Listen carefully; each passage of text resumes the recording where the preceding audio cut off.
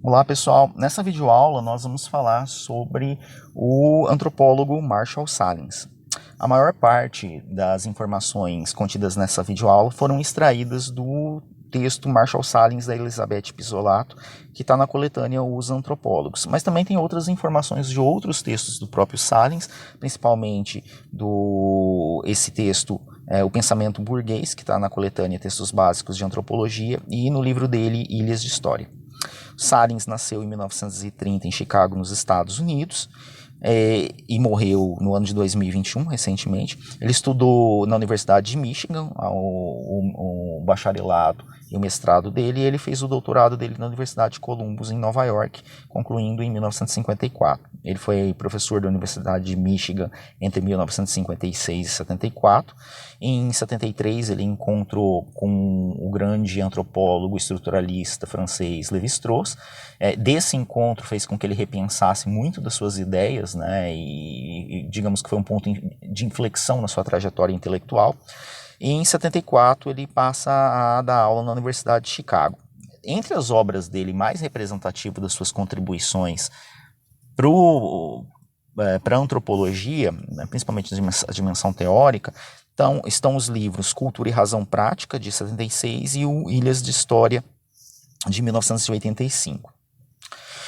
No texto que eu usei como base, né, algumas das características gerais que são ressaltadas sobre a importância dele na formulações teóricas sobre a cultura na história, aproximação, né, entre a cultura e a história.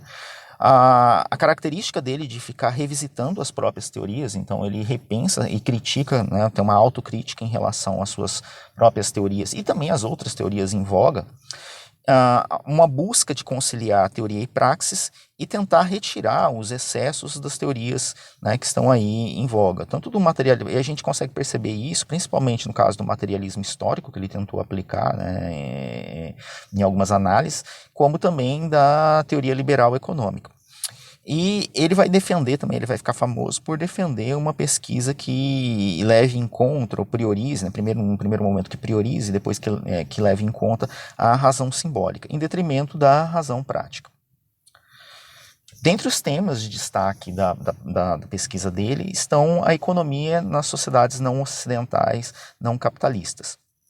Então, nas primeiras pesquisas dele, como ele tinha proximidade lá com alguns grupos de pensamento neoevolucionista, né, ele também vai ser influenciado. Então, ele vai tentar entender a economia nas sociedades não ocidentais, não capitalistas, a partir de uma lógica neoevolucionista com ênfase na base material, né, que, se a gente colocar em outras palavras, pensando no acúmulo material, é como se houvessem sociedades que são mais evoluídas do que outras e que a gente poderia encontrar algum critério material de acumulação para medir, construir essa régua para medir o grau de evoluída que é essa sociedade. Mas ele, posteriormente, ele vai romper, né, com essa visão.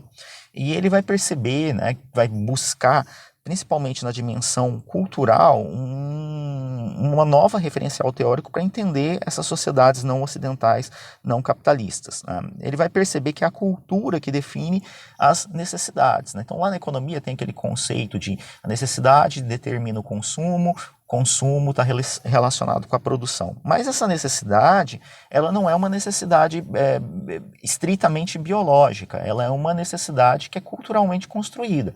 Nós temos necessidade de comer, mas se a gente come peixe, carne de porco ou carne de cachorro, é a cultura que determina quais os alimentos são permissíveis, né, ao consumo, são permitidos ao consumo e quais aqueles que não são.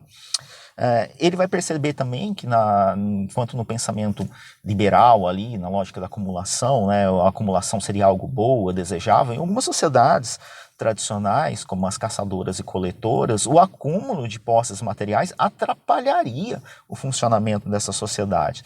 E que os conceitos de pobreza, né, não podem ser aplicados a essas sociedades, porque pobreza ela só é um conceito que pode ser entendido, né, e também, junto quando a gente fala em pobreza, também todos os conceitos relacionados com pobreza, renda per capita, IDH, etc., eles não fazem sentido em sociedades tradicionais.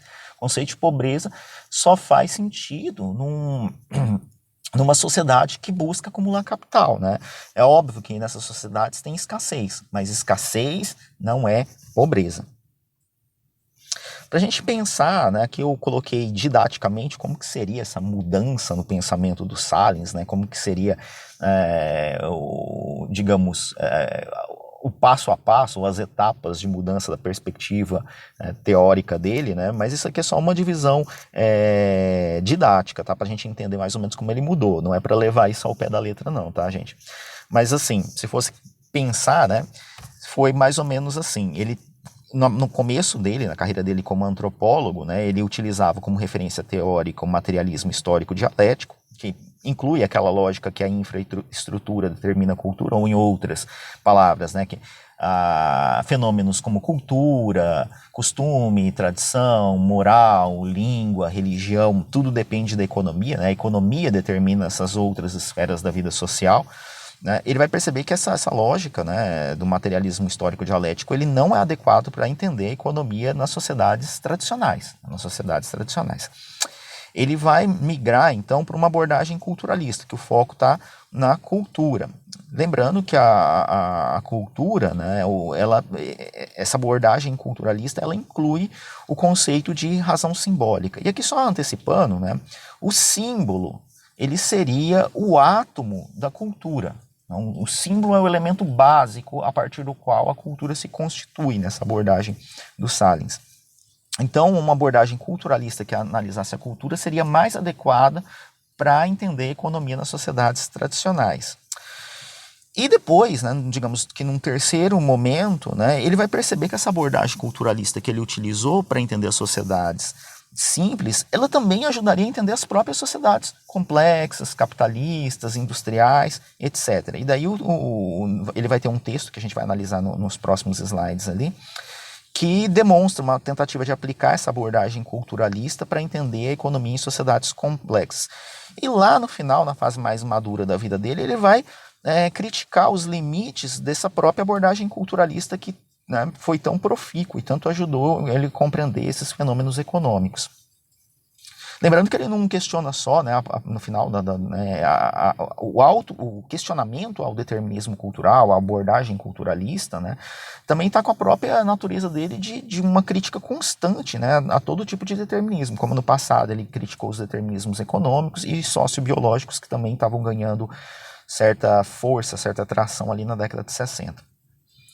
Aqui eu faço uma diferenciação que eu acho importante, né? Inclusive o livro dele, Cultura e Razão Prática, né, poderia ser chamado de razão simbólica versus razão prática. Né? Aqui cultura meio como quase sinônimo, ou algo muito próximo de razão simbólica. Né? Cultura estando ali no mesmo plano, na mesma dimensão, no mesmo campo significativo, no mesmo campo semântico da razão simbólica.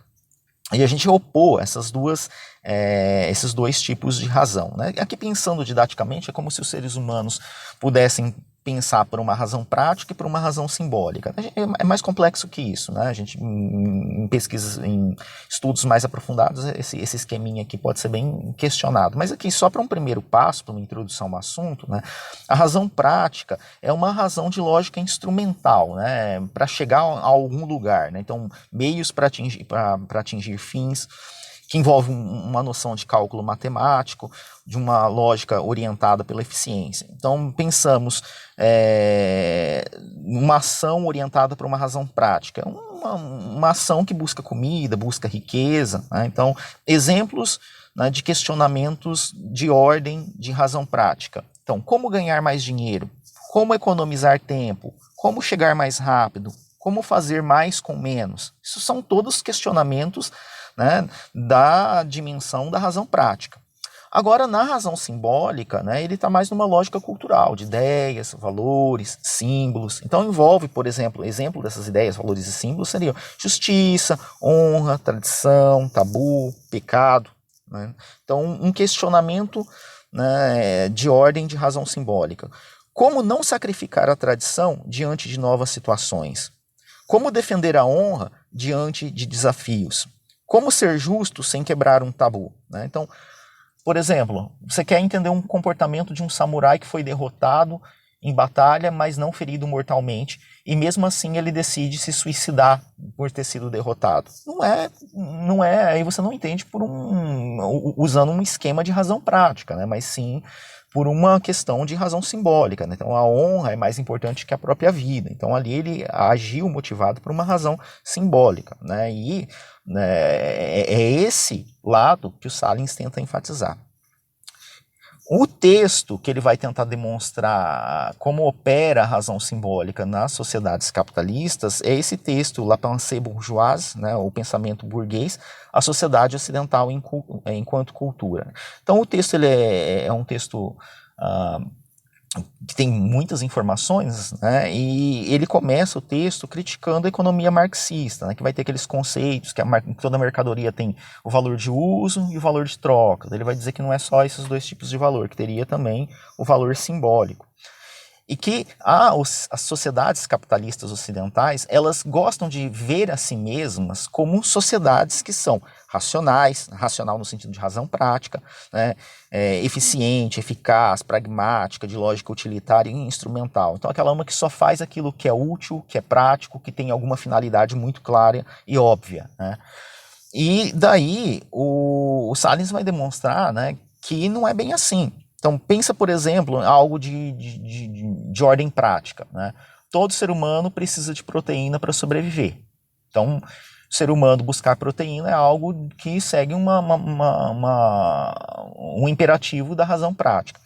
Mas não é qualquer proteína, né, que nós, nas sociedades capitalistas ocidentais, queremos, né? A gente não quer a proteína oriunda, sei lá, da carne ele vai utilizar lá no texto, né, a carne de cachorro ou de cavalo, mas a gente pode expandir para outros tipos de proteína, né, mesmo proteína de fonte de inseto, coisa. Mas no texto ele vai falar sobre a proteína oriunda de cachorro ou cavalo. Ó, proteína vinda de cachorro é tão proteína, né, a proteína vindo da carne de cachorro ou da carne de cavalo, ela é tão proteína quanto aquela vindo da carne bovina ou da carne suína, né? Mas a gente tem, né, a dimensão simbólica que não permite, né? O cachorro é quase da família, então não se come carne de cachorro, né? Aí você tem nessa dimensão da razão simbólica proibindo que determinados tipos de proteína animal sejam consumidas. E mesmo as proteínas oriundas da carne bovina, elas são hierarquizadas quanto a status. Então, comer um filé mignon, comer uma picanha, né, tem um status diferente de você comer os miúdos do boi, né? Então, a gente vê aí a razão simbólica estratificando, né, proibindo algumas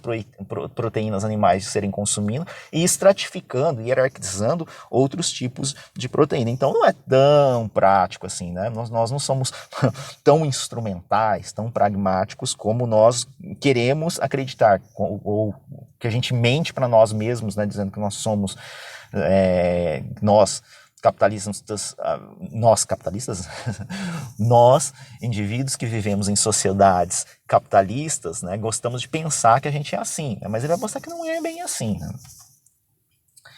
Bem, em seguida, né, digamos, o outro ponto de virada, né, outro giro intelectual na trajetória biográfica do Salins é quando ele vai tentar, né, aproximar cultura e história. Lembrando, né, que as sociedades tradicionais, as sociedades indígenas, elas inclusive já foram chamadas de sociedades sem Estado ou povos sem história, né? Então as sociedades tradicionais, sociedades indígenas já foram rotulados como povos sem história. Que aquela ideia de que numa sociedade indígena todos os dias são iguais ou que todas as gerações repetem tudo que a geração anterior fez, então elas não têm história, que é um grande preconceito. E daí o Salins vai tentar cruzar, né, essas duas dimensões para analisar essas sociedades, que é a dimensão da cultura, né, da razão simbólica, e a dimensão da história, né, tentar buscar uma certa historicidade. Que daí ele vai colocar como se a cultura fosse a dimensão estrutural que organiza, né, as lógicas de longo prazo, e que a história seria a ciência humana que estuda os eventos específicos, as conjunturas, as contingências. Aqui eu, sem querer me estender muito nessa questão, eu duvido que um historiador profissional, que um professor de teoria da história concordasse com essa definição de história, né, de que é isso que a história faz, de que é isso que a história pesquisa, né, a história é a ciência humana que estuda os eventos únicos, os acontecimentos. Eu duvido muito, né, isso daí, né, dá muito pano para manga colocar um antropólogo fã do Salins e um teórico da história sentado aí para discutir, né? É bem problemática essa visão que o Salins tem aí da história. Mas vamos tomar que fosse assim, né? Que funcionasse assim. Que a cultura é a dimensão que lida com as estruturas, né, que organizam o ser humano na sua existência, e que a história estuda, né, aqueles fatos específicos ocorridos em um determinado tempo. Essa lógica de tentar aproximar a cultura e a história, ela não é algo desconectado de uma tendência que havia nas ciências sociais. Para quem tem familiaridade com a teoria sociológica, a gente vê isso lá no Giddens, no Bourdieu, aquela tentativa de superação das dicotomias, né? Indivíduo, sociedade, sujeito, objeto, estrutura, ação, né? Objetivo, subjetivo, passado, presente, etc. Né? Então, a própria tentativa de fazer dialogar cultura e isso que o Salins chama aí de história, né, tá nessa tentativa de superação. E daí, dessa tentativa, a gente vai encontrar algumas expressões ou conceitos na obra do Salins, como estrutura da conjuntura e passado do presente. Né, que é a ideia de que a conjuntura contém em si elementos da estrutura, assim como a estrutura, né, fornece os elementos para que aquela conjuntura aconteça, assim como o que acontece no presente não é tão inédito assim, porque ele não seria possível se não houvesse todo um background, um passado, uma trajetória prévia, um legado anterior, para que aquilo dali acontecesse daquela maneira. Então, aqui uma frase que eu acho que sintetiza bem do texto, essa perspectiva do encontro entre cultura e isso que o Salins chama de história, na perspectiva dele aí, enquanto significativo e contextual, o evento desdobraria em dois planos, o da contingência, sendo um momento histórico único, e o da recorrência, nele reconhecendo-se a ordem cultural. Então aí, né, essa frase diz que basicamente, né, o que está sendo proposto, né, é entender tanto aquilo que explica o quadro mais amplo, quanto aquilo que explica o quadro mais específico, o evento mais específico, o amplo, tanto na dimensão cultural e o específico na dimensão histórica.